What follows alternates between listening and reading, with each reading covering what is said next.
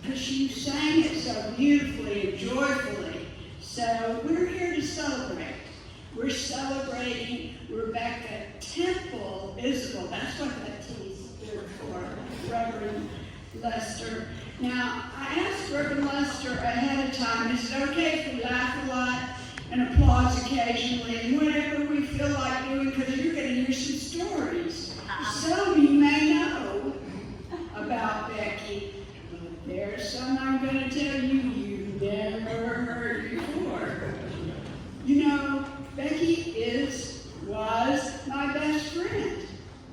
We were friends for 50 years. 50 years! I was hoping you'd applauded that. We also called ourselves sisters. I was an only child, Becky was an only child, and so eventually we called ourselves sisters. But that didn't happen quite by accident. We used to stay in the room together at conferences, and we were both about the same height, had dark hair, and people would say, "Oh, you must be sisters," when we were at the conference. And we'd say, "No, we're best friends." But eventually, we began calling ourselves friends and sisters. You can do that when you've been around for 50 years saying things about each other. You know, another incident is her mother had red hair. Her mother had red hair, and my mother had red hair. And so we always talked about, well, our mothers had red hair. That was something else that we had in common. But I want to talk to you about some more things about Becky. You know, if you go into Willow Creek and you see Becky and Ben's house, there's a sign above one of the doors that Becky put there. I'm sure she told Ben to put it there, but it's there. It said, live, laugh, love. All verbs, so those are actions. Live, laugh, love. And Becky did all of those things. You know, I'm going to add 3 more adjectives to describe Becky.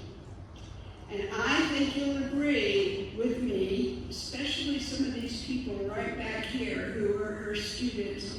You will agree she was a learner, she was creative, and she was so absolutely positive. Learner, creative, positive. So you knew that she lived, laughed a lot, and loved. She loved Ben so dearly, and the families that they had created. And she was a wonderful learner. You know, I'm surely glad that Dr. Wes Brown is here today, because Wes and Becky were very good learning friends.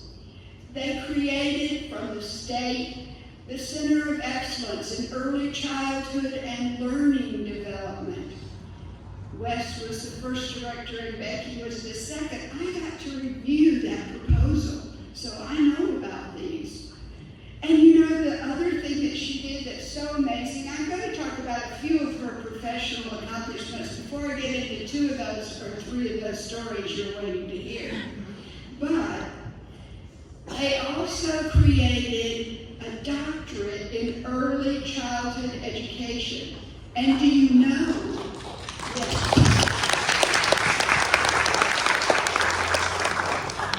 I'm so proud of you. And do you know that there are only 13 doctorates in early childhood education in the nation. And it's right here at ETSU. Isn't that wonderful? Now, she went to a lot of conferences, nationally and internationally, and to many times I went with her in the early years. That's when I first met Christy and Marty. She drug them along to a conference with her. I didn't stay in the room with her that time. And I knew from the beginning, the way she talked to them, they were going great, and they did. Look at them. You know, she has a doctorate, and Marty has a doctorate, and they're in practice, and Christy is a professor, and Marty also has something to do with a hockey team, like he does actually with them. He doesn't play hockey, he's the doctor for the hockey team. But let me tell you, Marty, right away I should tell you what she said about that. She said, I didn't like him playing football, and I surely don't like him being around all of those dangerous hockey players. And I understand she actually went to one game with you. One? Two. That is amazing. If you don't like football, you know, hockey is a little agitating. Okay. But conferences, nationally and internationally, she was invited to speak internationally a few years ago. She was invited by NAYC to go to Saudi Arabia. And she asked me to go with her, and I said, no, I'm tied up. And I think that Christy tried to go with her, and she said, no, you need to stay here and do your work, and I'll be all right. Ben tried to go with her, and she said, no, I'm going to work with these women in Saudi Arabia. Little did she know that she was going to meet the king of Saudi Arabia, and she came back a changed person because she was so stunned at how women were being treated and how these early childhood educators had made a little community of themselves, and she was asked to inspire them. You know, she inspired a lot of people. I'm going to give you some acronyms, so just stay with me a minute.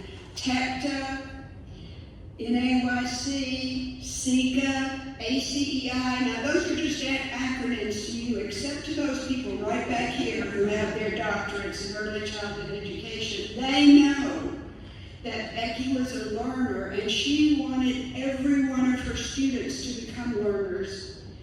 She was fortunate enough with Dr. Sonia to write a book called Nurturing Creativity, which is in the photograph here. She was so proud of that publication, and Becky didn't use the word proud very often. But she was so proud of that publication because it was the official statement of the National Association for the Education of Young Children, the official statement on creativity. How about that? Now that deserves applause.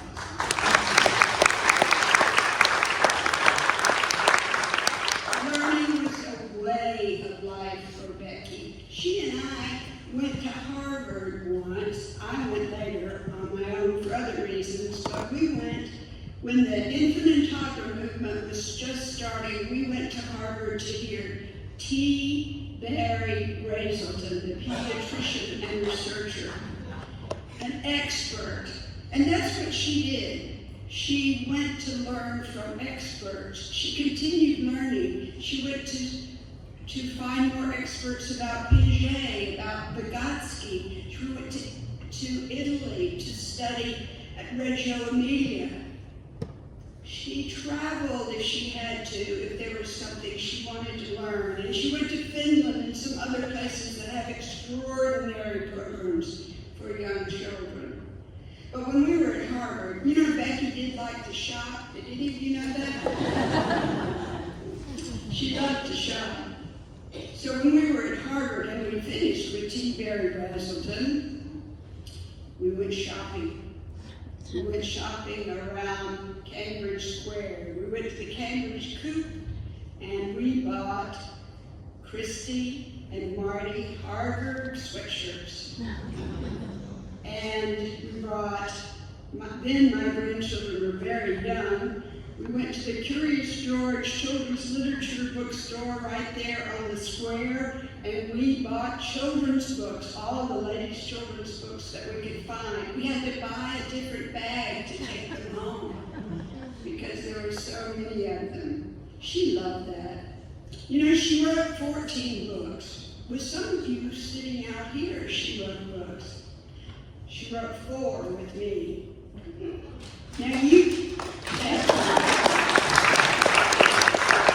how many, Christy, did she write with you? 4? 5. Oh no, Christina's beat me. Okay, 4 books with me. Now you cannot write a book with someone and agree on everything.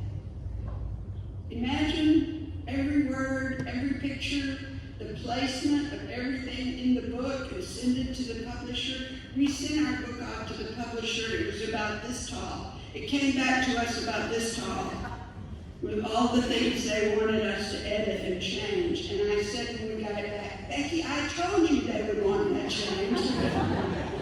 And she said, I lost that argument, but look at this. The thing that she found that she wanted. But we found a way to compromise. We always did. Our arguments were never vitriolic. They were always something that we could come to settle with. But I'll just tell you right away that we settled ours because I was the first author on 2 of the books, and she was the first author on 2 of the books, and whoever was first author got the final say. How about that? That was a pretty good compromise. She wrote a book about Jonesborough with our wonderful Marilyn Buchanan, a book that seems so appropriate, doesn't it? Everyone has a story to tell. Isn't that so appropriate?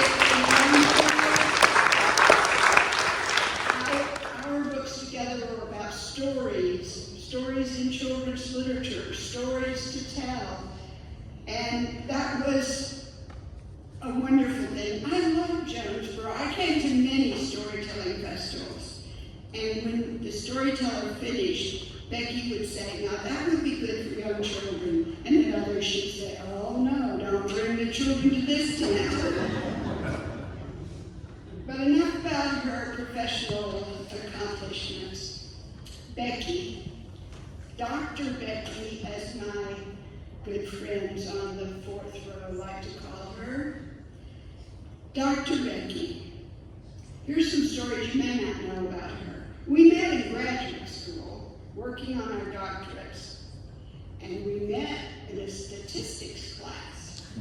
W.W. Wyatt's, Professor W.W. Wyatt's statistics class, the most famous statistics professor at UT. And we were in a class with all math majors.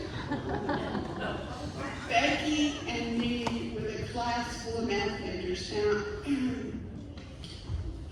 the only argument we never really settled was who tutored whom in statistics. But the great thing about that is we learned. We passed, we got our doctorates, we made it. But we had to learn. We had to learn a lot that was new to us. And the funny thing that happened, we actually won a research award a few years later from the Eastern Educational Research Association. Wasn't that amazing for 2 little girls who didn't know anything when they sat down in the statistics class except how to multiply, add, and divide, and it was so hard, but we worked hard on it. You know, when we won that award for EELA in statistics for a study we did at ETSU, it was interesting where they had the conference where we were to receive this award for our statistics in research about young children. It was in Boston in February. Think of Boston in February. Well, we went, we scheduled ourselves, and when you were in a bit of trouble when the airplane had a hard time landing at the airport because of the snowstorm. We got there, we got to our hotel, we had been prepared. We bought our boots and our big coats with the fur rims, and we had scarves, and we had boots. We were really prepared for this Boston snowstorm. We gave our paper. You know, when you give a paper, you actually read the paper. Can you imagine Becky reading the paper? There was a timer. You had 10 minutes to read this paper, and we were each supposed to have time. And she said, I can't digress. And I said, no, Becky, you're supposed to read the paper exactly as it is written. And she did, and we made it through. And after it was through, she said, let's go to the art museum, or let's go shopping, but let's do one of those. So I said, Becky, the art museum is closer, we'll go to the art museum. And she said, I wanted to go there anyway. So we went to the doorman and we said, how close is the museum? And he said, it's just the next stop on the T. That's what the Bostonians call the metro. And so we got on the T, all bundled up, and went to the next stop, and we were practically standing at the door to burst through when we got there because we were so afraid we'd miss our stop. We got out, climbed up the stairs, and it wasn't a snowstorm, friends. It was a blizzard. This storm had turned from a little snowstorm to a blizzard, and it almost blew our scarves off our faces. But I said, we're this close, I can see it. There's the Boston Museum of Fine Arts. The Impressionist paintings were there, and so you know she wanted to go. So we went to the Boston Museum of Fine Arts because there was the building and there was a line forming. And I thought, we aren't the only stupid ones to get to a snowstorm trying to go to a museum. So we got in that line. And the wind was blowing and howling all around us, and so they flung open one of the doors and we were in the line, so we went right on in. In fact, the guard said, come on in here, get over the cold. And I thought, well, he must be from the South. So anyway, we went to the Boston Museum of Art. We found the elevator, we went up to the second floor, and there they were. The Monets, beautiful, the Pizarros with the pointillism, Cecily, and then we saw the Renoirs. And we sat down on this bench and stared out at the dance of Bickleball. I hope I didn't murder that French. But anyway, it was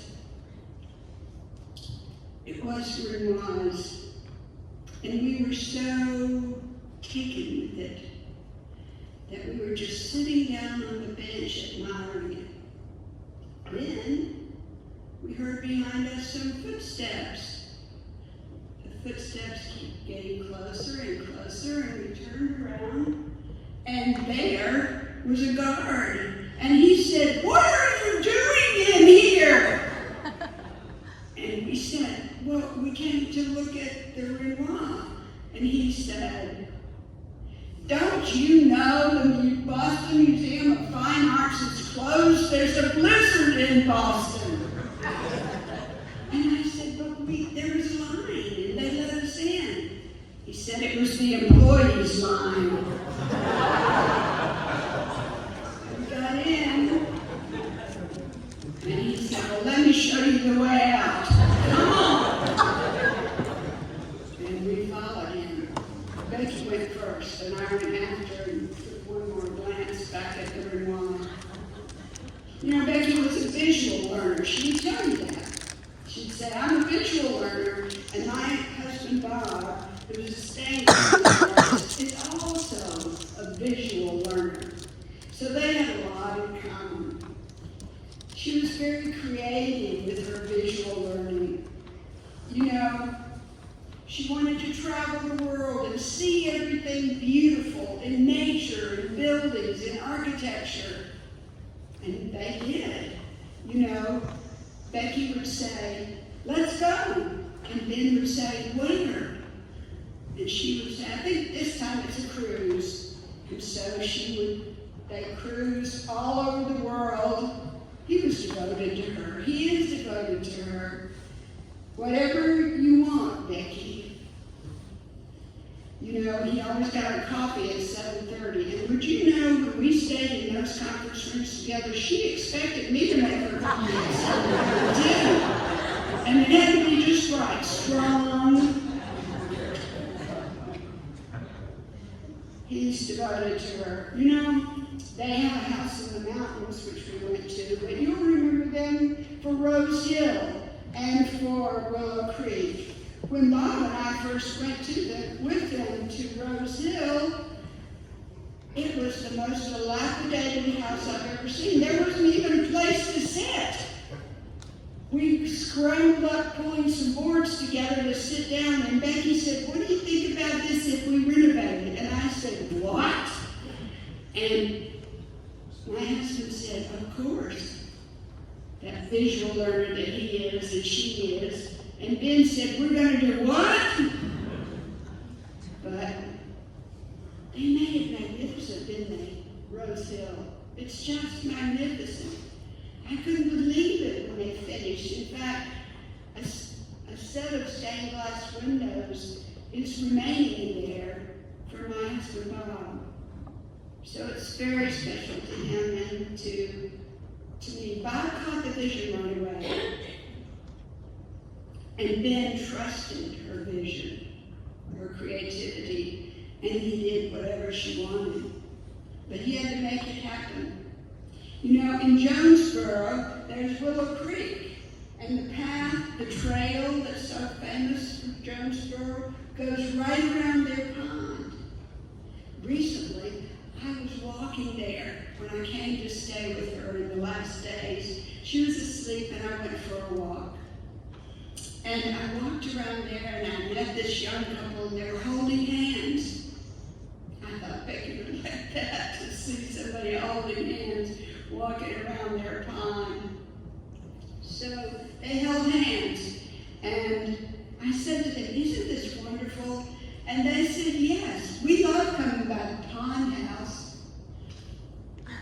I never knew it was called the pond house, but for these two young lovers, it was the pond house. They could look across and see those beautiful condominiums that are Willow Creek. And they loved it. It's beautiful, isn't it? To see their condominiums and to see her gardens that are there flourishing. Well, I have to tell you something about her gardens. She has some beautiful statuary in her gardens. Big pieces of statues in her garden, statuary. She came to Memphis once to see me. She came several times, but she came this time to see me. And we went shopping. What else were we going to do, right? We went shopping. And we went to this beautiful garden center. All these magnificent statues. And there was one of a young girl with a book open on her lap. And she said, "I know exactly where they'll go in my garden." And I said, "Becky, you drove here in a 2-seater car. How are you going to get that statue back to Jonesborough?" She said, "Well, find out how much it costs to ship it." Now, Becky always sent me on her. She was like sending, like she sends Ben, she would send me. She said, "Go find out how much it would cost." And it was going to cost as much to ship it as she was going to pay for it. So we had to get creative. And she said, "Well, you could bring it to me." And I said, "I can't. I'm the president of the university. I can't just drive off with a statuary and get it to you." And she said, "Okay, let's think about how we're going to do this creatively. Do you think Bob could fly it to you?" I said, "Becky, Bob's plane is a little plane. He does not have room for that huge statue in his plane." And she thought for a while, and then I came up with an idea. I said, "Dr. Bach is coming to Memphis next week for a meeting on higher education in Tennessee. And he drives either a big Buick or a big Lincoln or a big Mercury or some big car." And she said, "He'd do that for me." So Becky started laughing. And she said, you call the provost and I'll talk to him. So I called him and she talked to him. And sure enough, the next week, I met Dr. Bach, the provost of Eastern State University, at the garden shop to pick up that statue that was marked for Becky. It didn't say Dr. Isbell or anything. It said Becky on it. I said, does it say it's paid for? And they said yes. So anyway, Dr. Bach and I had so much fun about that story. Every time I'd be in a meeting with him, he said, every time I see you, Shirley, I think about that statue I brought back from Becky to Jonesborough. You know, there's another story that I want to tell you about Becky. We were at a conference in New Orleans, and it was around Easter time.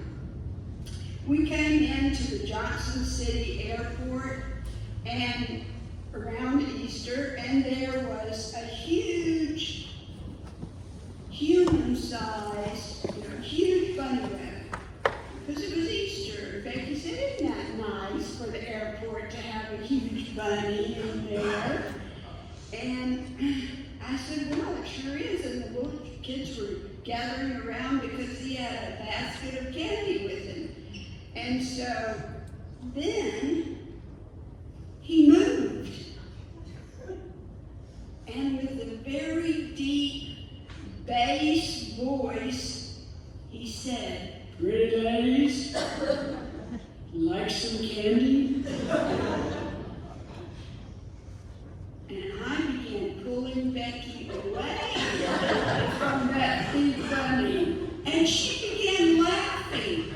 She laughed a little bit, and then she laughed more, and then she was almost keeling over laughing, and I am pulling her away. I thought she was going to be accosted by a huge bunny in the Johnson City Airport, Kingsport Airport. But she had recognized that voice, and he's sitting right there in the front row.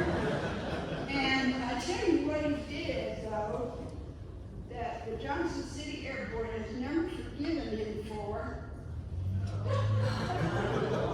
He started pulling off his head, and the children scattered. But that was the only way that he could make me believe that we weren't supposed to run away from the bunny. So Ben still has this rabbit head, but the children do not go to the Kingsport Airport to see the bunny anymore.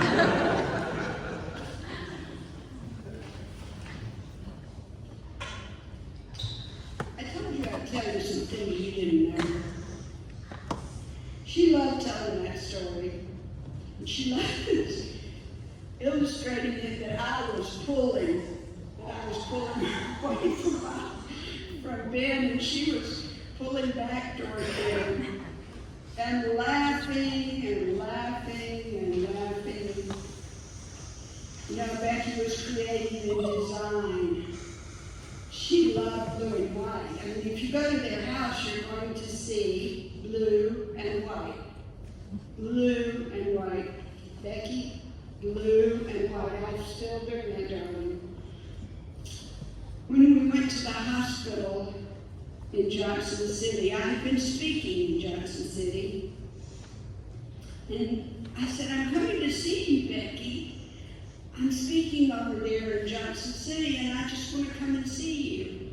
I'm speaking in Kingsport. I'm getting Kingsport and Johnson City mixed up, but I said, I'm speaking in Kingsport. I'm going to come and see you at the hospital in Johnson City. And she said, oh, that'd be great. And she'd been given one of those medications that makes you talk. And she told me stories, and we told secrets, and we had so much fun together that day. And she said, Shirley, did you wear those clothes to speak in? And I said, well, I did. What's wrong with them? And she said, they're too boring. You need a pop of color. she let me know quite often a pop of color. In fact, I have to tell you, our favorite color is cobalt blue, which is pretty close to the Memphis tiger blue, but cobalt blue and the white that's already in their home, I told you about that. But the pop of color, you know, you're my witness, right? You see, you got it. You know, she loved music. She had a great soprano voice and a baby grand. And she and Ben shared music together. Every time I visited them, we either went to an art museum, to a concert, to downtown music on the square, or musical theater when we were in Florida. She loved music. She was in the marching band at UT. Did you know that? Marching band at UT. She joined the choir here. And she was trying to get her voice back in shape for the choir. So I would call her usually on Saturday night and I'd say, okay, Vicki, what songs are they singing? Because I knew the church songs enough to know which were going to be really strange and hard for a soprano who hadn't been singing in a lot of years. She sang children's songs and even made some cassettes of children's music. But to sing in the choir, she wanted to do her part, and she wanted to do it well. And we evaluated. I said, do you want to sing to me on the phone? And she said, heavens no. You wouldn't know a good song if you heard it. One time, we were doing a conference presentation in Phoenix for ACEI. And I was reading the children's book, Rainbow Crow. And in this book, there's a song. And so I sang it. Afterwards, Becky said, don't ever do that again. I said, why? I said, the children don't know the difference. She said, but you weren't singing to children. You were singing at a conference to adults. You cannot sing in your presentations.